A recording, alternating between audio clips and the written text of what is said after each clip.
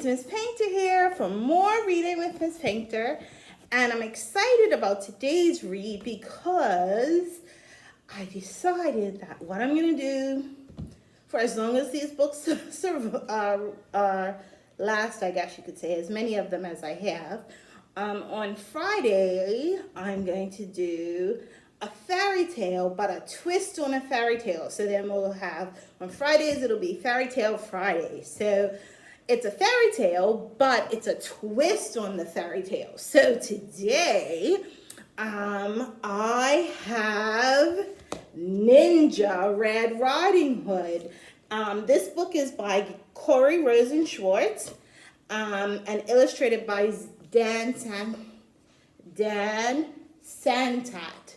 I think I'm saying that right. And Corey Rosen Schwartz actually has a few other books, and hopefully I'll be reading them in the upcoming weeks that are all ninja books, or she has other books that are not ninja books, but I really like this series. So it's Ninja Red Riding Hood, and then you're going to see in the upcoming weeks some of the other ninja fairy tales that she has. But let's get started with Ninja Red Riding Hood. Once upon a ninja-filled time, a wolf couldn't catch any prey. He kept getting licked by the dinner he picked and was growing more ticked by the day.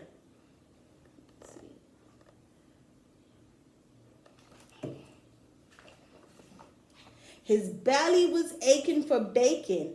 I'm wasted away, he complained. To huff and to puff was never enough, so he snuck into school to be trained.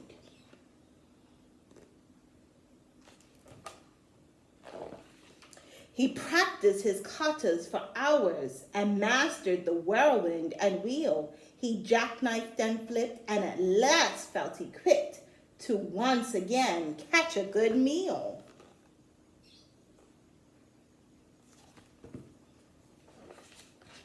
Drooling with anticipation, he set off in search of some meat. While deep in the wood, he met Riding Hood. I'm bringing my grandma a treat. The wolf licked his chops when he saw her and hastily thought up a plan. There are blossoms that way. You can pick a bouquet to give to your little gran.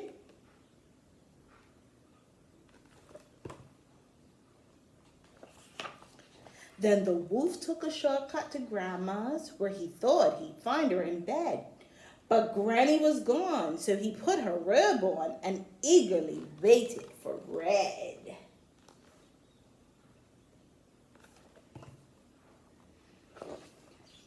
Soon after he heard someone knocking, he called out, "My dear, come on in. Oh, don't you look good in your lovely red hood, but a shame that you've gotten so thin."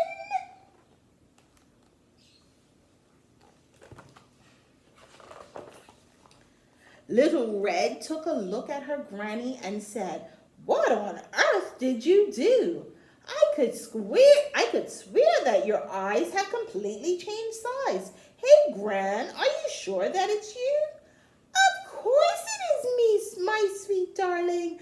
The better to see you, my dear. And your ears are so long. Something really seems wrong. Oh, my girl, all the better to hear."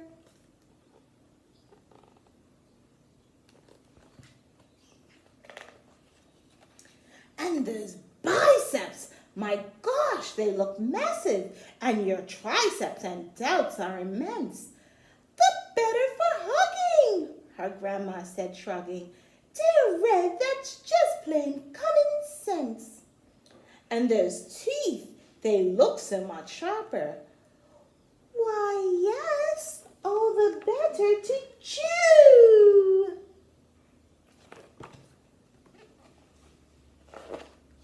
He jumped out of bed to gobble up Red, but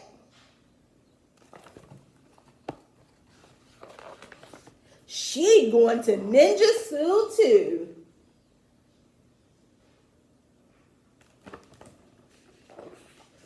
She grappled and sideswiped and twisted and escaped from his clutches unscratched. She attempted a lock, but he managed to block.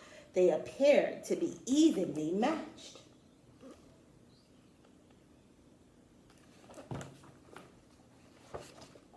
Just then they both heard someone chopping. A woodsman, Red thought, but instead it was Gran in her gi. She just come from Tai Chi. Don't you dare harm a hair on her head.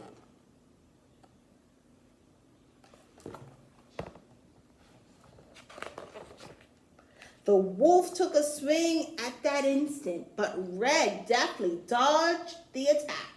She got a good grip through him over her hip, and the wolf wound up flat on his back.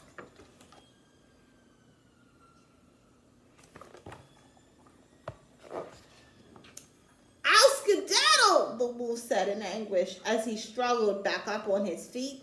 "Just a second, you beast. You will not be released till you promise to give up red meat."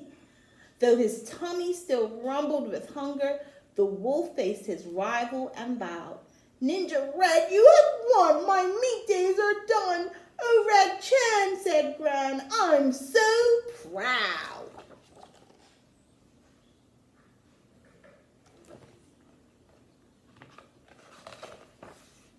Then Red and the wolf bowed politely, and Gran gave him half her peach pie. The wolf was a mess. He'd had way too much stress. "I guess I'll give yoga a try."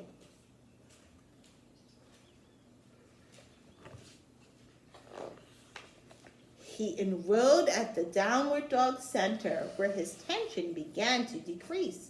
He started with yogis, said no to meat hoagies, and felt at last truly at peace.